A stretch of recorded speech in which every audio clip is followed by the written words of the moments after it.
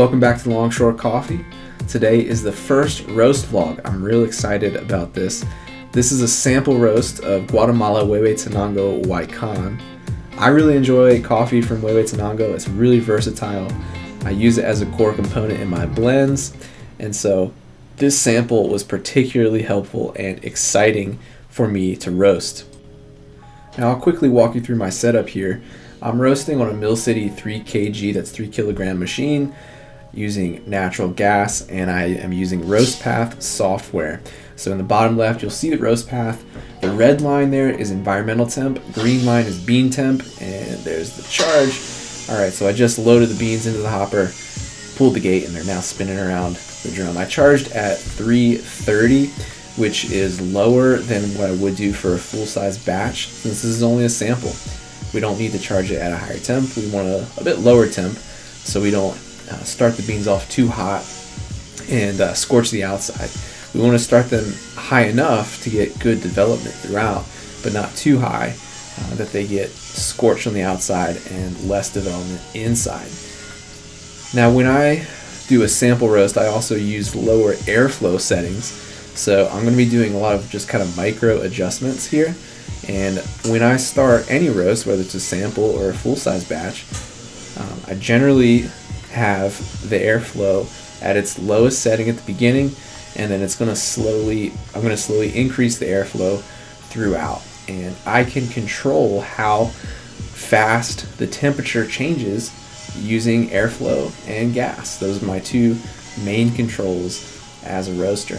Drum speed does play a role here as well, and with a smaller batch like a sample roast, I'm going to use a lower drum speed so the beans aren't shooting off into the fan and getting pushed into the chaff line. We don't want that. So all right, we're actually approaching turnaround here, which is when the bean temp stops declining and starts to increase. So you're going to see me mark that here in Roast Path. And we're going to see the ROR line, the rate of rise line, appear very shortly. It'll be a black line coming from the bottom of the screen. And it's going to increase very sharply at first. And then what we're looking for is, it to peak around 35 or so, and then come down very gradually as the roast progresses. And as one of the commandments of roasting that I learned from reading a book by Scott Rao, The Coffee Roaster's Companion, is that the ROR shall always decline, shall always be descending. That's one of his commandments of coffee roasting, and I think it's a pretty good rule of thumb.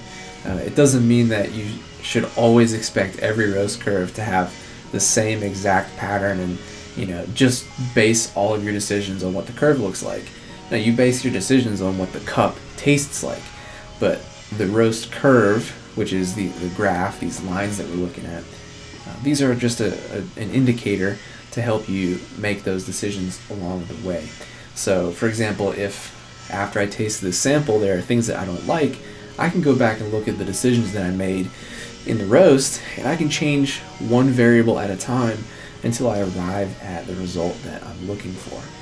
But using some good rules of thumb, like the ROR shall always be declining, that is a good way to keep yourself on track, and that's a rule that I follow to establish consistency in my roasting protocols. So I'm on the trier, and what I'm looking for is I'm looking to see if we are approaching dry, and I'm looking to see if it's going from green to yellow to brown. And at this point we're getting a little bit of a little tiny bit of yellow. We're not getting a lot. We're still closing in on 300, but we're not quite there yet. So I typically look for dry to happen around 300 to 310, and on a full-size batch I'm looking for that to be around 5 minutes, but on a sample roast it's going to be closer to 4 minutes just because it's a smaller batch size. Now there are a couple indicators that I'm looking for when I call green to yellow or dry. One is visual and the other is the smell. Visually, I'm looking for all the beans in the trier to be uniformly like yellow-brown, and then for smell, I'm looking for something that is kind of like a sweet bread, like a muffin, not quite yeasty, but nice and bready, and I'm starting to smell that here. So I'm going to call green to yellow, and I also could see that uniform color.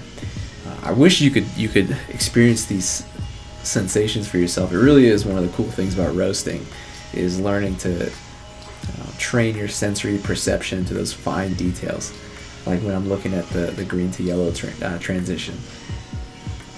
The next indicator that we're going to look for is first crack. That's going to take place around 365 to 370 on bean temp, and it's when the beans literally crack open. A lot of pressure develops inside, and you'll hear them start popping when it hits that temperature, and I'm going to mark that in roast path. From here on out, we're paying really close attention to ROR. We want it to decline, and we don't want it to flatline. You'll see me making micro adjustments here to the fuel and to the fan speed. By controlling the gas pressure and controlling the fan speed, I can control what happens with the roast. That's how I make decisions, and that's how I control the rate of rise. So if I notice that the ROR is kind of flatlining a little bit, I'll turn the gas down just a little bit. If I notice that it starts to spike, I might turn the air up. Or if I want it to decline a little bit faster, I might turn the air up, I might turn the gas down a bit more. Now, during this latter phase of roasting, where I'm approaching first crack, I know that when I get closer to first crack, my rate of rise is going to want to increase.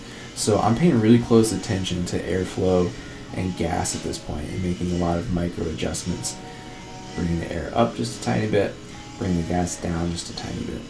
And so right there, I just brought the gas down just a little bit because I saw the ROR start to spike, and now it's coming back down.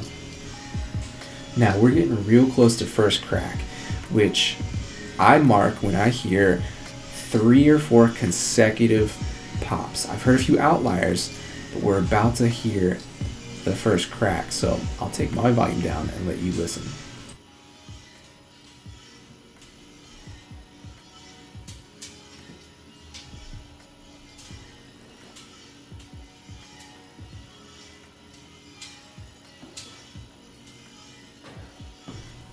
And here's just a few seconds of that even louder.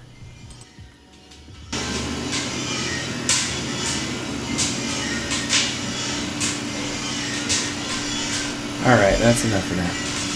So as we approach the end of the roast in the last couple minutes here, I'm going to be on the trier a lot, and I'm going to have the airflow at its highest setting pretty soon, and I'm going to bring the gas down to its lowest point. I will turn the gas off for a few seconds at the end of the roast and just let it coast for the last probably 15-20 seconds or so.